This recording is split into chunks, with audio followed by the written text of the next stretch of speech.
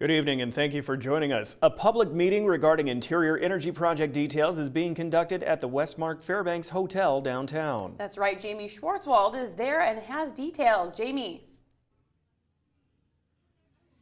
Thanks and good evening. Jamie Schwartzwald coming to you live from the Westmark Hotel, which is abuzz with natural gas issues. Behind me, a community involvement meeting for the interior energy project.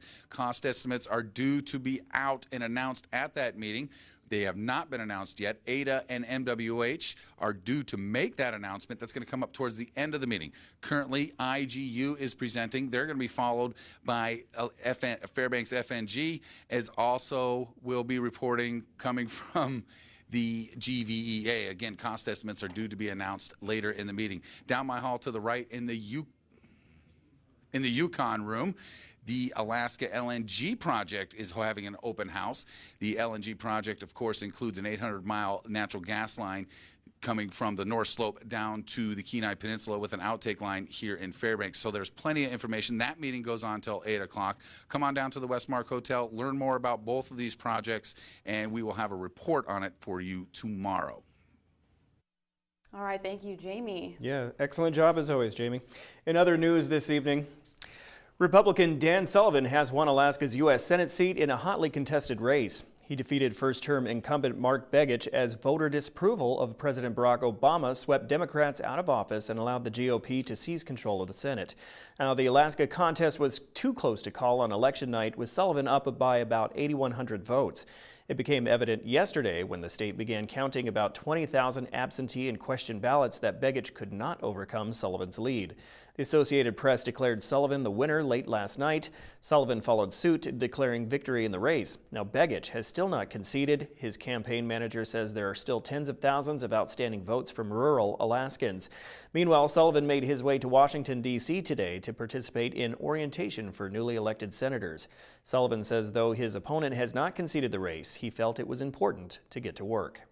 So what was the trigger for an invitation to this event, to these meetings, which are very important for the state, was having the race called by major news organizations. And when that happened in our race last night, I decided it was critical to get down and start doing the work that Alaskans wanted me to do. So, for example, there's a lot of discussions now on committee assignments, and I certainly want to be part of that.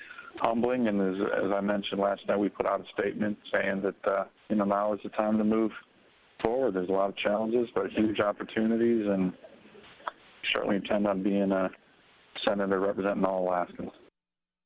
Just 1 week after her husband was found guilty in the brutal murder of their son, lawyers for the spouse of Army Sergeant Nathaniel Allroan discussed the case and what the family is doing now to move forward in an exclusive interview. Here's the story.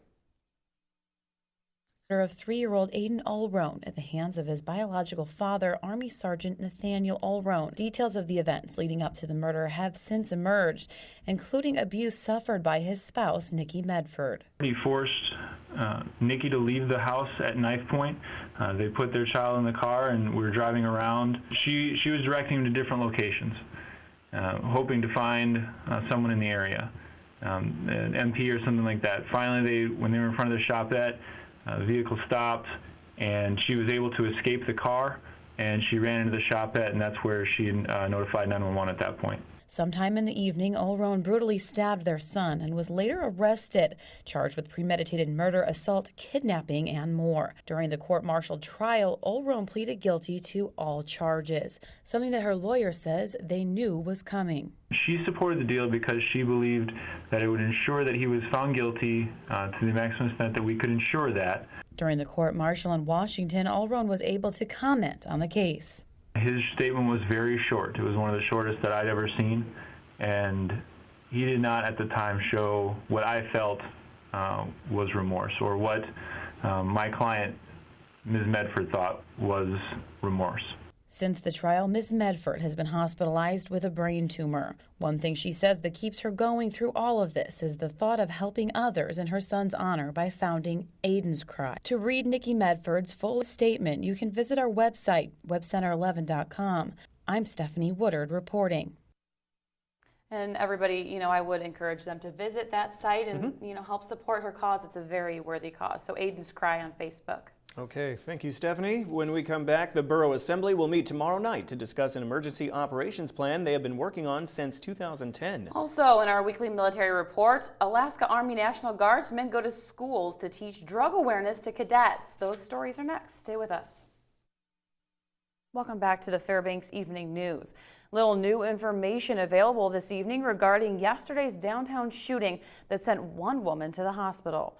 Fairbanks police arrived on scene shortly after 7 a.m. and began to canvass the area of 7th Avenue near Cowell Street for possible evidence left by the shooter. The unidentified woman was shot in the leg from outside a basement apartment through a covered window. Police are asking that anyone who witnessed the shooting or saw a person in the area at that time and location to please call FPD at 450-6500. After neighbors found what they described as a blood trail leading to a dead body, Alaska State Troopers have released no new information. It has been over a week since the body was found off Freeman Road in North Pole, and troopers say no new details have been made public, including whether or not the woman, identified as Janessa Kemsky of Fairbanks, was killed. Troopers are now seeking the public's assistance. Investigators working on the case are still asking for anyone who knew Kemsky or her whereabouts leading up to her death to contact their Fairbanks office at 451-5100. The Fairbanks North Star Borough Assembly will hear the public testimony and take action on an ordinance to repeal the Emergency Services Commission at its regular meeting tomorrow night. The 7-member commission was reauthorized in 2010 and tasked with formulating a long-term plan to guide efficient and economical delivery of quality emergency services in the borough. Borough Assemblywoman Diane Hutchison serves as the commission liaison and sponsored the ordinance to repeal. According to the ordinance, the commission is not actively meeting, nor is it advising the borough on emergency service issues in the community. Hutchison says the proposed repeal is nothing personal against commission members and does not cut the Borough Emergency Services Department. And so I don't want to say that the people who were on it weren't good people. That's not what I'm saying at all. What I'm just saying is there was no focus of the commission to, I think, for them to feel like it was really necessary for them to have a meeting. And so I'm just trying to save the taxpayer a little bit of money. Alaska Army National Guardsmen go to schools to teach drug awareness and coping strategy classes to Army Junior Reserve Officers Training Corps cadets. Monty Bowen has more on the program in this week's Military Report. The State Resiliency Coordinator spent 3 days with cadets teaching a modified version of the Army's program paired with drug awareness. She said you have to deal with the cadets on their level. They deal with different stress, unlike adults. We work, we pay bills. They have a different world, and but they do stress out. And so if we speak their language, bring it down to their level, the response has been great. They interact, and they're having a good time with the activities that we have. For the past 3 years, school instructors have taught the cadets. Having a new face that's very energetic and very excited to talk about this and address this issue, which has, of course, been an issue. It's really great, and just having them here as guest instructors, all the cadets are loving it. JROTC officials want Guard members to come back whenever they can. And to be able to see someone else come in and present the same material in just a different manner. Sergeant Andrews was fantastic. She's got a lot of energy and she's a lot of fun. And the kids really connected with her and her personality, and the delivery of the information that she had, I thought was great. So this is great not only for us but for the Guard as well. This is Monty Bowen reporting. The Military Report is brought to you by Stanley Nissan. Innovation for all. Alrighty, in sports, we look at 2 volleyball teams before they head to this week's state tournament. Also, the Ice Dogs will try to win 10 games in a row. Find out how they plan to do it with Joe next after the break.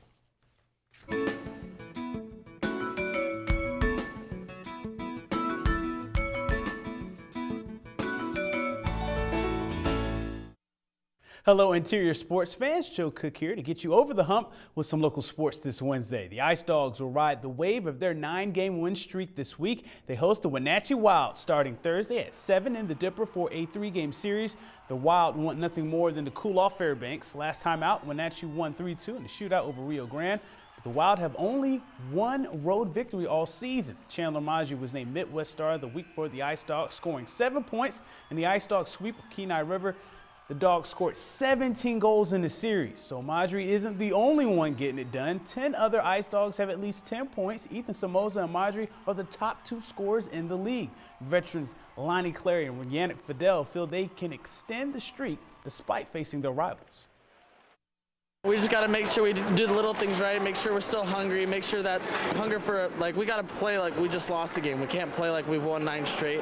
It means nothing to this point. It's a new team, new set of challenges. We just got to rise to it and make sure we get at least 2 out of the 3 and win the rubber match. Everything was just going in last week, and I don't know if we can, I wouldn't dare to say we can duplicate that every weekend, but it was fun. It's kind of coming together, and, you know, people are getting their confidence, and, you know, we've gone on this streak, so, you know, people are having fun, and they feel good, and then we play good, you know, because we have faith in each other right now. The NCAA State Volleyball Championships begin Thursday, and 2 interior teams have a chance to bring back hardware. We check in with West Valley and Monroe. The West Valley Wolfpack entered the 4A state tournament on a 10-match win streak and all the confidence in the world. They've beaten state powerhouses South and Diamond in tournaments this year. Those victories prove to themselves that they can hang with the big girls. And West Valley's never done that before, so it's like, wow, we actually can do it, and it like gives us that the Anchorage teams aren't unbeatable. Like, we can beat them, and so we know in future years we can do the same thing. But this year is like the best we've ever done. I think we're playing to pretty much our top potential. Like, we have a lot more we can do, which he's trying to get us to do, but with 8 seniors on our team, I think that we could definitely have a good chance to go all the way. West Valley plays Colony in their first game, a team they swept this season. They'll likely play South in their next game if they were to win. Coach Dave Cox stresses to his team that the regular season is over and that the tournament teams have hit the reset button. Well, the big message is that this is state, and you got to leave it on the floor. There's no holding back. There's no planning ahead for the next game. It's take one game at a time, and you have to come out with the win. Over in Boileau Hall, the Monroe Rams prep for the 3A state tournament. They're one of the favorites this year after going undefeated and winning consecutive Aurora Conference titles. This could be the year of the Rams. We just keep tweaking little things here and there, and to be honest, I think we're going to win this. If you don't believe it, then why are we playing the game? In the field, Mount Edgecombe is also undefeated, and Valdez, the 2 seed out of the Aurora Conference, is another state potential. The Rams will face Grace Christian first, then we'll get the Homer Nome winner if Monroe were to win. The Rams can serve, hit, and play defense, but they say their greatest strength is playing together. Most of us have like all gone to school together since like kindergarten and stuff, like going to ICS. And so I think that like really like the chemistry and stuff really shows on the court with us. We've gone to state, but we haven't really won it yet, so we really want to do that in our high school career. So hopefully this year's it, and we've been talking about we want rings, like that's all we want. And good luck to those 2 teams. Now in hockey, the North Pole Patriots blow out another opponent at home on Tuesday night. Dylan Latham scored a hat trick in the first period to give the Patriots a 3-0 lead over Delta Junction. North Pole would roll from there. Delta did get on the board in the second period and held the Pats to 2 goals in the second, where North Pole put up 7 goals in the third period, and they win 12-2 over Delta Junction. Latham had 4 goals and 2 assists. Cody Frary got a hat trick with the helper, and Darren Donovan had 3 assists and a goal. North Pole was 2-0, and they will host Wasilla this Thursday at the Polar Ice Center. Wasilla comes in 0-2-1 on the year. Wrestling in the interior on Tuesday night, a tri-meet as North Pole hosted Allison and West Valley. The defending MAC champion North Pole Patriots won by 3 points to take the tri-meet. West Valley had 30 points with just 4 wrestlers. In Allison, they scored 18. North Pole's Ray Berry won his 145-pound match in 29 seconds over Allison's Ethan Lannis. Dylan Walker of North Pole at 218 pounds, he went up to the 285-pound class and defeated Allison's John Bard for the win. Walker took on the bigger guys because he didn't want to have to forfeit because there was no one wrestling in his class that night. All 3 teams will be back on the mats in this week's Hutchinson Meltdown. Now we wrap things up with an award. This week's Pro Football Challenge winner. This week's winner is Teresa C049. Congrats, Teresa. You get an oil change courtesy of Stanley Nissan. Now, Teresa, she picked 11 of 13 games correctly. And now we go to the point standings in the PFC. True Grit 69 reclaims the top spot with 101 points. Dylan Grud is on his heels with 100. And Tina T is third with 99. Now, I committed the cardinal sin. I forgot to put in my picks last week, so Mike Schultz is way ahead now with 90 points to my 81. Don't be me. Log on to Webster11.com and make your picks for Week 11. Thursday night, this Thursday, Buffalo takes on Miami. So I already put in my picks as well. And that'll do it for sports tonight. Mike Schultz is next with your full weather forecast, and we'll catch you next time. Hey everyone, welcome back into our Wednesday night newscast. Mike Schultz with you once again taking a look at the weather. And before we get going any further, I want to let you know the temperatures have been warmed, so the streets are getting very slick. We're having a lot of reports of folks sliding around, so give yourself plenty of distance on the person you're following, and also when you get to those intersections, give yourself plenty of opportunity to make your stop without having to slide through it. So keep that in mind. Getting into that time of year, right? Here's our photograph for tonight. This one's sent in by Renee Orr. This was taken at 9 o'clock this morning at sunrise off of College Road. Again, the beautiful colors, once again, the reds and the oranges and the pinks. And as always, if you have a photograph to share, by all means, send it to us at photos@ktbf11.com, and we'll share it with the rest of the audience. And also a reminder, those Mike's Fab photo calendars are really available right now all over town. Places like Graphic North and Ice Fog Vapor are a couple places you can pick them up for free. And they're good stocking stuffers, and they have some great photographs in them. They are going pretty fast, so if you want to get them, check them out all different places around town. Okay, here's what's going on as far as the numbers. Right now, 30 degrees after a high of 33. The low last night, 25. Record high, 41. That was in 1976. The record low, 36 below in 1989. Sunrise this morning, 9:21, and sunset at 3:51, giving us 6.5 hours of daylight, a loss of 6 minutes from yesterday. On our satellite and radar, you can see a little bit of cloudiness and maybe some isolated showers to the south of the Fairbanks area, but nothing really being reported anywhere. This is mainly just clouds for the most part, and some clouds over southeast Alaska. But all in all, not too bad. Elsewhere across the state, here's what it looks like. As you can see, temperatures, once again, are starting to be very cool across southeast Alaska. 29 degrees at Juneau, 34 at Ketchikan. Some showers around the Kodiak region. Out along the Aleutian chain, 41 at Cold Bay, partly cloudy skies. Up and down the west coast, temperatures in the upper 30s. Not too bad at Barrow, 28 degrees for the high there, and for Yukon, 16 degrees. Lower 48 weather, well, there's some weather going to talk about here. 6 degrees at Denver, but further to the north, Casper, Wyoming, got down to 25 below this morning. Unbelievable. That cold air moving in across the eastern half of the country. Very, very strong system. More snow falling across the northern plains. In fact, on the satellite and radar, you can see it really showing up here. Again, the big white mass here moving down from the south. Little areas of pink showing the freezing precipitation and some snow across the Great Lakes. It's all being driven by the jet stream. And the overall picture for the northwest is calling for another storm system moving in, bringing with it more rain and possible snow to the Seattle area and Portland, Oregon. Freezing rain is possible in Portland, Oregon. And then to the east of that is expected to be all snow because of the cold dome of air.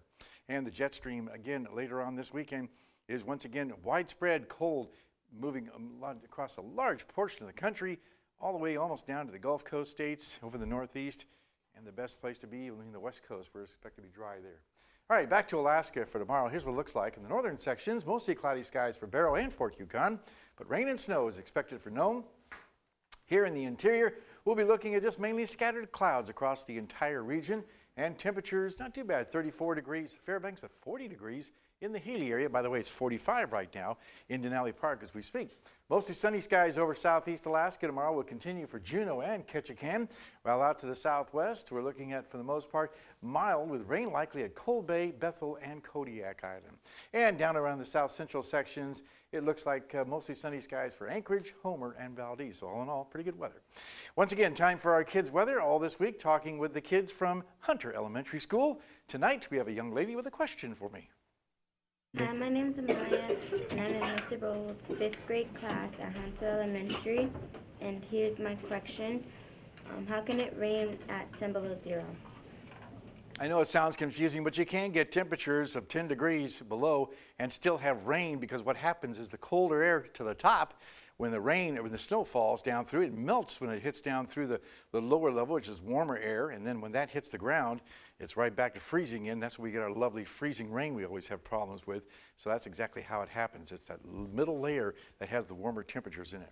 Again, thanks to Mount McKinley Bank for sponsoring our kids' weather. And tomorrow night, the teacher's going to be here with a weather fact on cold temperatures. All right, here's your forecast for the remainder of the night. 15 degrees the overnight low, mostly cloudy skies becoming partly cloudy skies. Tomorrow's forecast, just about like it was today, partly cloudy skies, but much warmer in the hills. Could be in the lower 40s in the hills. getting into an inversion situation. We're not really happy about that. And the extended forecast, again, no precipitation in the forecast. Also looking at temperatures, once again, cooling down a little bit into the weekend, but then trying to rebound a little bit by next week. And overnight lows will be in the teens, which they normally should be like 5 below, and daytime highs much warmer than they should be also. So it all continues. Looking good, Mike. Thank you very much. And that is all the time we have from all of us here at the News Center. Have a great night. Night.